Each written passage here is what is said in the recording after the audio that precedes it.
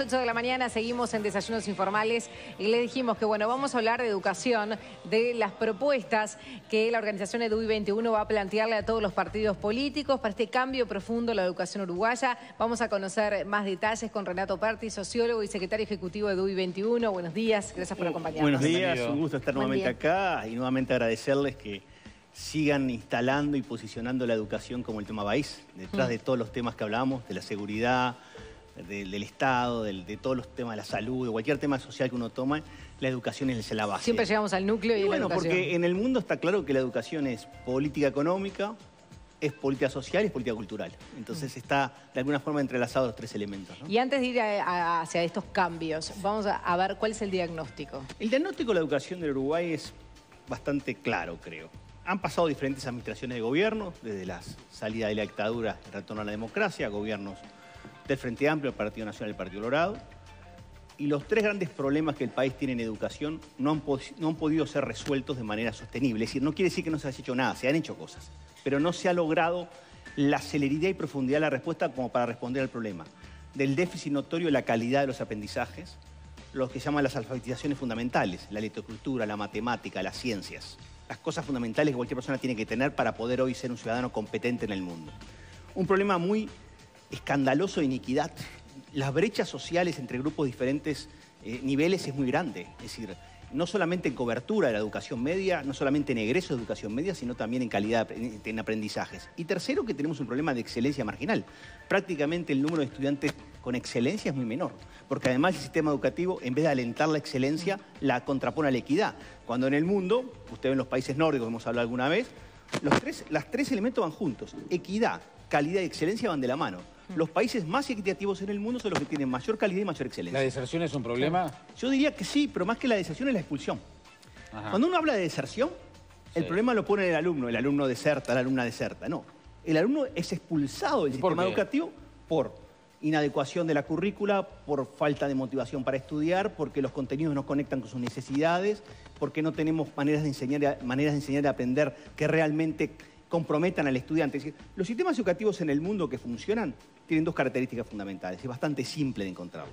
Una es que están orientados a que el docente sea el encargado, el orientador de los aprendizajes, apoyar al docente para que oriente. El docente no solamente facilita aprendizajes, orienta al alumno, le manifiesta, porque cada alumno tiene necesidades concretas de aprendizaje distintas. Cada uno de nosotros somos un ser singular, somos un ser particular. La neurociencia nos dice hoy eso fundamentalmente. Claro. Y el otro elemento es que le da al alumno protagonismo. Es decir, si tú ves los currículos en el mundo, por ejemplo, los cambios que está haciendo Francia ahora en este momento, están yendo hacia propuestas educativas donde el alumno tiene mayor libertad para elegir, donde el alumno desarrolla su propio traje a medida, su propio vestido a medida de lo que quiere estudiar. Pero capaz que cuando nosotros fuimos educados, los problemas eran los mismos de contenido, pero no se nos ocurría ni desertar, ni irnos, ni nos sentíamos expulsados. Porque el grado de desconexión que hay entre lo que el alumno espera de la educación y lo que la educación le da es muy grande. Y ahí tiene que ver con contenidos obsoletos, con una fragmentación de disciplinas que no conectan entre sí. Es decir, justamente una de las cosas que plantea EDUI 21 es ir a una educación básica de 4 a 14 años que supere la vieja fragmentación entre la educación primaria y la media, porque no hay ninguna garantía que la manera en que una maestra enseña las matemáticas tenga algo que ver con la manera que un docente enseña las matemáticas. Claro. Entonces hay un tema ahí central que es cómo uno evalúa, cómo uno enseña en la educación básica. Y después otro tema central que es la educación de jóvenes y media. Nosotros decimos, integrar educación técnica y educación secundaria. Esto es, ir a una educación de 15 a 18 años, educación de adolescentes y de jóvenes. Y una de las cosas fundamentales que plantea EDUI 21 es ir hacia una educación media superior, donde todo alumno que egrese a esa educación media superior tenga un componente tecnológico, una formación tecnológica. Claro.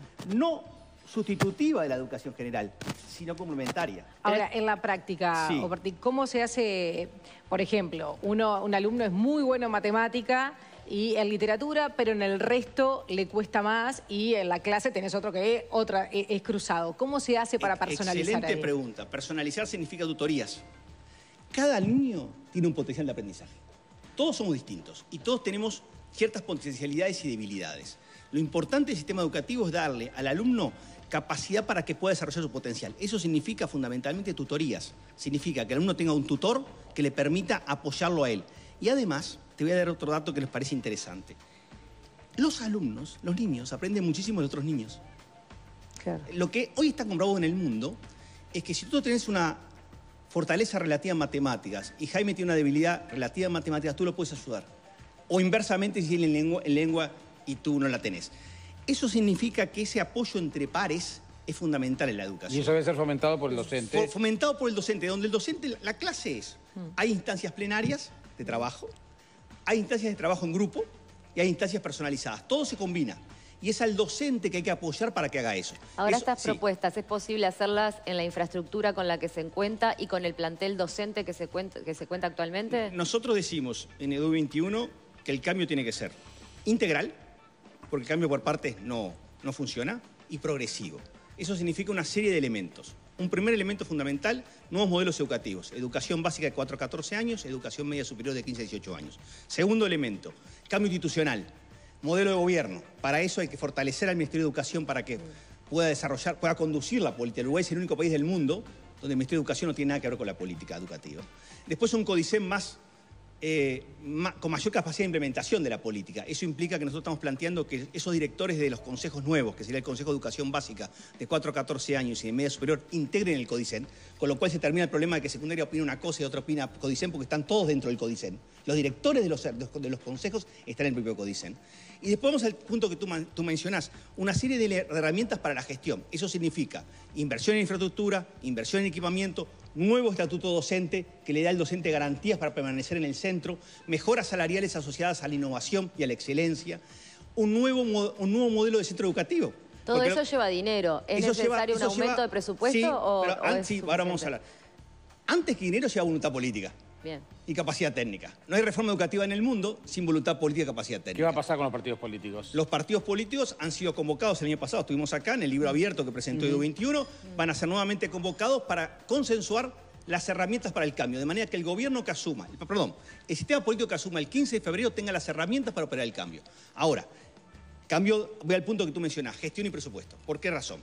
Mejorar sensiblemente la gestión. Tenemos un problema de gestión, tenemos un problema general del Uruguay de reforma del Estado, ¿no? Que tenemos que encargarlo en todas las áreas. Pero particularmente en educación hay fraccionamiento de funciones, hay superposición de funciones, hay falta de definición de roles, etc. Decimos, mejorar la eficiencia del gasto. Si vamos a aumentar el gasto de ANEP, no es para poner más burocracia, es para apoyar al docente y al alumno en el aula. Entonces nosotros decimos, concretamente, EDU 21 plantea llevar todos los niños de los sectores más vulnerables del Uruguay, Montevideo Interior, todos los que están hoy en los contextos más vulnerables, donde se está reproduciendo la pobreza, la marginalidad social y cultural, llevarlos a una modalidad de tiempo extendido con una nueva propuesta educativa, no hacer más de lo mismo, con nuevos contenidos educativos, con docentes que permanecen en el centro, que los conocen, que interactúan con ellos, que hablan, que dialogan. Todo eso para nosotros implica, con infraestructura nueva, con equipamiento, implica 1% más adicional del Producto Bruto a la ANEP. Vamos a precisar. Un 1. Un 1, pero para la ANEP. No es un 1 para la educación genéricamente. La educación no. Es un 1 para qué. Pero nosotros decimos, perfecto, el sistema político dice, bueno, sí, estamos de acuerdo en aumentar la inversión en educación, pero hagámoslo con metas. Hagámoslo con decir, bueno, al 2024 el Uruguay tiene a todos los niños de los sectores más vulnerables del país en un nuevo modelo educativo. Y eso sería la mejor herramienta para romper con la pobreza y la marginalidad que tenemos. Bueno, alguna de las metas que se planteó el actual gobierno fue la inclusión desde cada vez edades más tempranas. Correcto. Y eso se ha logrado, educación universal en algún... O sea que la inversión en el aumento de presupuesto se vio reflejada. Hay dos cosas respecto a eso.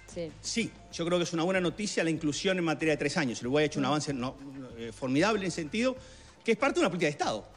Cuando Uruguay tiene política de Estado, la política de Estado de universalización de la educación inicial se inició en 1985-1986 y se continúa en el tiempo. Eso muestra que cuando el Uruguay tiene capacidad de ver más allá de los intereses electorales, tiene capacidad de construir. Segundo elemento, inclusión no es solo accesibilidad. Inclusión es darle a cada niño y niña una oportunidad real de educarse y aprender. Tú los podés incluir por la accesibilidad, pero los terminás expulsando por el tipo de educación que das. Claro. Por tanto, inclusión es mucho más que accesibilidad.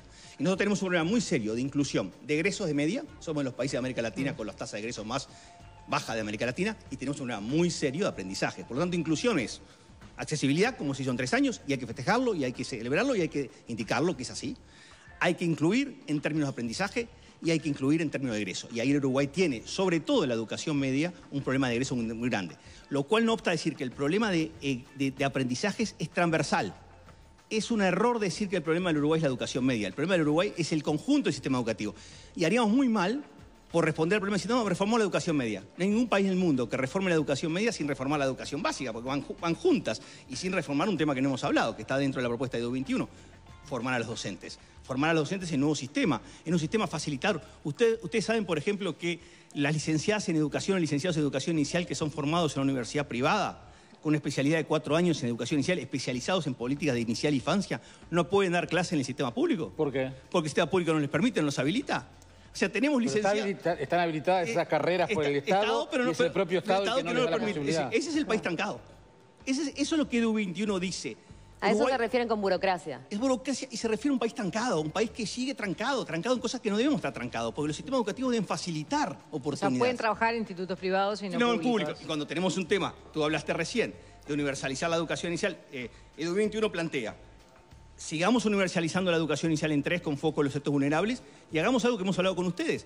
Universalicemos el plan CAIF de 0 a 3, que es una herramienta formidable de política social y de infancia, también de política de Estado, que empezó en todas las administraciones de gobierno. Entonces, yo creo que es un cambio progresivo. La buena noticia para nosotros, si me permiten un segundito, es decir que estamos encontrando eco en el sistema político para irse a un cambio integral y progresivo. ¿Aún en el partido de gobierno? Aún en el partido de gobierno. Yo he escuchado inclusive a la ingeniera Cose, a Martínez, hablar de la necesidad de un cambio más integral. Eso ha estado presente claramente en el Partido Nacional con la calle Pou y la Rañaga, ha estado presente en el Partido Independiente. Pablo Mier ha sido uno de los más claros defensores de una política integral en educación. Está en Talvi, está en Sanguinetti, está en Amorín, está en Novik. Ahora, desde el gobierno, el presidente del CODICEN fue bastante duro. El presidente del CODICEN trata de defender su postura, lo cual es normal. Lo que creo que el presidente del CODICEN no debió hacer el otro día en una entrevista en Búsqueda es atribuir intencionalidades a otro. Cuando Fernando Filgueira y Juan Pedro Mir asumieron la educación, no la asumieron con temor.